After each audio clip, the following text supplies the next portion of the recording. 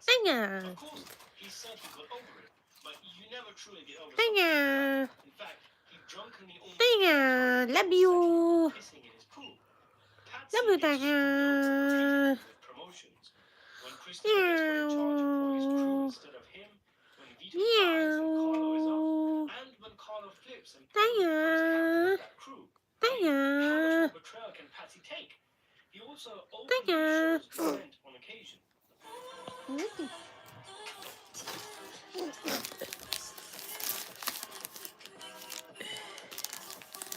Thank you. That was great. And you just never really get the feeling that this guy would kill him. He woke up one day when Tony died, and he was forced to be manager. There is also the thing with his son. Carlo's son Jason was arrested for selling X, and Carlo goes missing, presumably quickly. Jason was close to Patsy's son, who was only introduced around 2 episodes previous. Show.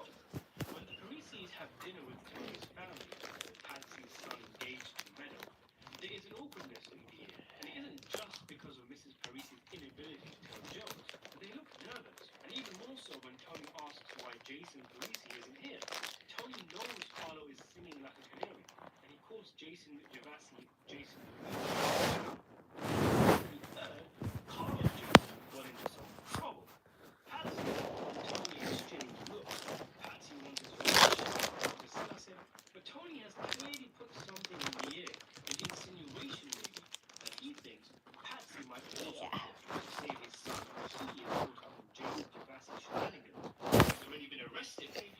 After all, why isn't he here? Just the idea that Tony suspects Patsy's son is in trouble could be enough to flip, putting both father and the OG Santa Claus. Tanya. He killed a Love cat you. on a horse. So I don't Love want to hear in you. the comment section that he wouldn't have had Patsy tipped Go. because their children were getting married. I don't feel Patsy is the kind of character to orchestrate such a conspiracy. But if he was approached and saw which way the wind was blowing, saw that his own life was in danger, he'd agree to cross sides, playing a passive but meaningful role in the cabal against Tony. That could provide an explanation in case people ask, why did he take so long to take revenge for his brother? In fact, through his son, who would be told by Meadow, Patsy may have informed New York where Tony was staying at Holston, though that isn't really important because by that point, Tony wasn't in hiding and could easily have been followed. By marrying the soon-to-be deceased mob boss's daughter, Patsy would feel symbolically closer to the throne. It's plausible that he thought he would be put in charge. Tanya. New York would assure Paulie that Patsy would also be taken out, and in turn Butch could have Paulie killed and absorb the Jersey. In other words, in this world of rats and turncoats, they all betray each other. A major hole in this theory is that Patsy is shot at by New York goons and he actively shoots back. There's no way this is staged. We're not making a Western here. So how do you explain this? Well, maybe the shooters didn't know it was him and were in the moment. Maybe they didn't care and were willing to take him out because he was a low-level Jersey guy anyway, even if they did make a deal with him. Or maybe they didn't even know he was involved. So he, Paulie, would be the only one in Jersey. Oh, hello. Hi. Ronaldo, you. Cute cat. Yes. My cat is cute.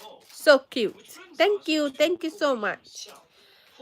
I appreciate your comments. It's named Tiger. And had links, however superficial, with New York. Paulie is established as being terrified of dying. And when it's all said and done, if he's cornered one day and told to meet with Butch, who tells him what the score is, and he can either end up dead like Tony, or become the new boss, or become a puppet head with New York swallowing up Jersey like Ginny swallows up chocolate bars, do you really see Paulie not being swayed by new management? He would Really? Thank you. And plus, he had plenty of reasons to betray Tony, not least because of the way Tony treated him in later seasons. Pine Barrens, Tony favoring Ralph in the sit-down, the pie-on-my painting fiasco, Bobby leapfrogging Paulie in rank, and of course, the scene where Tony came close to killing Paulie on the boat. We all know Paulie was superstitious, We all know about the 3 o'clock thing. We know he was woken up at 3 o'clock in the morning. Tony was sitting at Paulie's 3 o'clock when he was considering murdering him. Maybe he put all this together and he knew the jig was up and Tony's gotta go, taking Christopher's 3 o'clock warning when on the boat. Something is off about Paulie in the final few episodes. Something which makes sense if you watch, knowing he already knows Tony has been marked for death. His sad expression when being offered the promotion, grimacing when coming after the bin, extended shots of him looking pensive. Of course, many of these things can be explained away, like him simply being agitated in a time of war, when many of the old crew members are dead, after he managed to beat cancer. But that's the brilliance of The Sopranos. Things often work both ways or multiple ways. Paulie's panicked expression when Tony offers the captain role Now to Patsy sleeping is time. often used as No, evidence please for slay. this theory. Another thing which works both ways. Either it hurt his ego, or because he knows Patsy is involved, he thinks Patsy might get cold feet about whacking Tony now that Mr. Okay. Marcos is Thank giving you. him his dues. So Paulie quickly accepts the job which he believes is cursed. There are 2 curious scenes between him and Patsy. One in Yes, the sleeping Rhinos where time now. Paulie says it's all yours, presumably referencing What is your the position? and another where Paulie says to him, "You'll be fine, don't worry about it," and saying, "Don't discuss this until we're in the Pichadoo." I mean, if they were simply talking about Phil, why would Patsy be worried? Unless, I guess, they were talking about Carlo's son, and Patsy was talking to Paulie about how uncomfortable he felt with his son, known to be close to Carlo's son.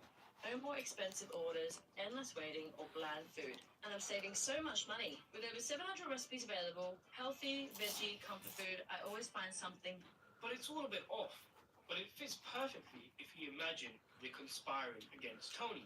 Not to mention about the scene where Patsy is pissing like a racehorse. The last time we saw him pissing was when he was plotting to kill Tony. Paulie saying it's all yours could mean he's done his part in the conspiracy and Patsy's part is coming next. Or maybe he's insinuating that the big seat was Tiger. Patsy's. In that dream that Paulie had when he's approached by the traitor pussy, Are Paulie you said, sleepy? "When my time comes, tell me, will I stand up?" This could be in reference to dying My or getting cute boy. whacked, being My able cute to boy. take a stand Tiger. like a man. Tiger. But it could Love also you. work with this theory. Love you, i.e., Tiger. when they approach me to betray me, will I be loyal to my capo? It works, doesn't it? I know, I must have been top of my fucking class, right? There's no need to thank. Thank you.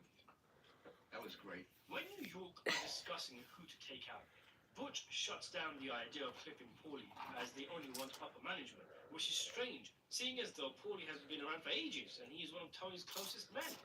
Maybe Butch didn't make this decision because Carmine thought the world of Paulie, but because he had already made a deal with him. This all takes place in a barber shop that Butch has. Paulie walks into the Bing at one point with a whole box of scissors, which he may have gotten from Butch at the barber shop. The box of scissors could also be symbolism for 30 pieces of silver, and there's more Judas symbolism, with Paulie seeing what he thinks is a vision of the Virgin Mary. There's more scissor talk, Tiger. with Paulie killing his mother's friend, whose Why are husband you left cute, her a Tiger? fortune from selling barber scissors. Why are you so When the cute? Hogwives are doing their whole Why? movie thing, Rosalie Can you talks to tell me, Adriana about please? Judas and the Last Supper, which is a very similar ending to The Sopranos. Tony has a Last Supper with his family. And who is the Judas in this situation? It can only be one man. Tony mentions that the cat who always stares at the photo of Christopher could possibly smell a rat in the wall, and this same cat approaches Paulie in his final scene, implying he's a rat. Another clue is that in the Funhouse dream, Tony envisions a scene that The Godfather 3 shamelessly ripped off, where Silvio says, Our true enemy has yet to reveal himself. and after this we are shown Tony killing Paulie, and the screen goes black. And finally, in the last sit-down, Paulie shakes Butch's hand behind Tony's back as everyone leaves, when there was no real need for Butch to shake his hand. So there you have it. My evidence is for why I think a combination of Butch, Paulie, and Patsy had Tony killed. What do you think happened?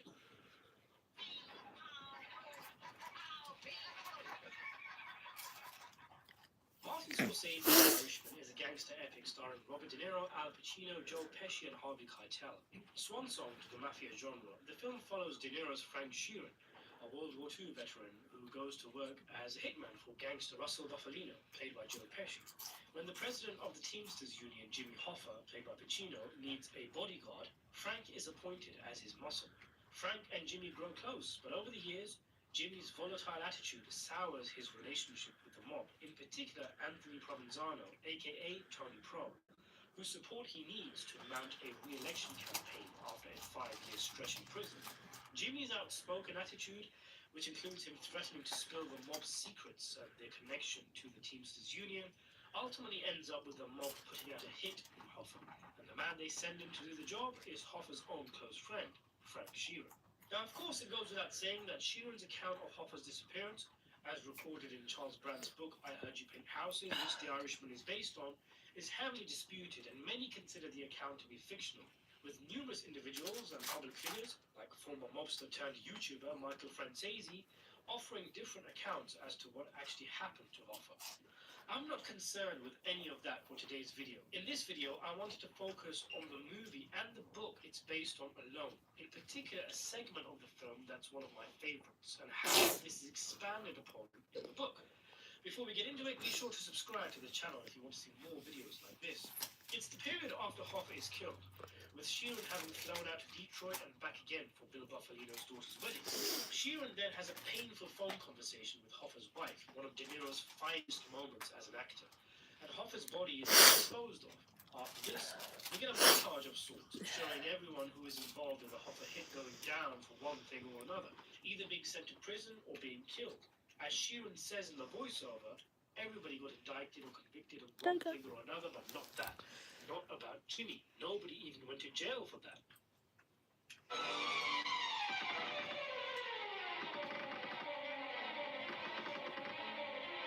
And nobody talked. After we're shown Sheeran on trial taking the fifth, we are told Give me that your hand, Bruno please. Denzetta and Marco Rossi, the cleanup guys on the hit, got 20 years each for shaking down a trucking company. Tony Pro is convicted alongside with them, but he was already in prison for sanctioning the murder of Tony Three Fingers Castellito, as depicted in the film. Sheeran then explains that Sally Buggs, who was involved in the Hoffa hit as Tony Pro's representative, was seen walking into a family building with his bosses. Russell Buffalino tells Frank that this brings up all sorts of red flags, so Frank takes Bugs out, before revealing in a cruel twist of fate that Bugs did indeed inform someone, but that person forgot to pass the message along. Hello. Hoffa's foster son, Chucky Thank O'Brien, you. was unknowingly involved in the hit, having driven his Thank you father so on vacation. much. He was given 10 months. Fat Tony Salerno, the highest-ranking gangster in the film, is then shown in a vulnerable and embarrassing position. Say hello. Say everyone hi. Tiger. It's a humbling look for a man who we've only ever seen in a dominant role in the film. Can you tell Sheeran tells us hi? he went down for tax evasion, and he was also diagnosed with cancer. Then it's the turn of Russell Buffalino, who puts out a hit on a guy, but the guy he tells to do the deed, Jimmy the Weasel, is wearing a wire, so Buffalino is arrested. The film then toys with the narration by having Sheeran tell us he was brought here on bullshit charges, and we freeze frame on him swearing to tell the whole truth as the list of charges are laid bare. Murder, attempted murder, intimidation. Thank you so much, Spectra. He gets done for blowing up a crane company office. There's a beautiful little shot of Sheeran. Give me your hand, Tiger. A car wash. Give me your hand. The narration expands on why he was sent to prison. Give me your The camera hand. tracks across a bunch of Tiger. characters in prison, Give me all your hand. visibly aged, with Sheeran continuing. Russell had a stroke. Fat Tony couldn't control his urine no more, and my Thank you arthritis so was much. really at my lower back, and I couldn't feel much in my feet. Yes. We were all falling apart right there in the freezing cold. Tiger. You could make the argument Tiger. that the montage continues, with it simply showcasing a series of Love events you. that get worse and worse until we Say get hello. close to Hello. the end of the film. Tiger. Russell unable to eat the bread Say with hello. teeth, Hi, dying, everyone. Sheeran's wife dying, him falling in his home, Peggy refusing to talk to him. But Thank it's you that so every much. bit, from Sheeran being interrogated to the shot of the guy's Give playing your the hand. hot chain that I'm concerned with. I've always loved this part of the film. Essentially, this portion of the film acts as a segue from when the characters are in their prime to the old man Sheeran segment. in the last Yes. half hour of the film.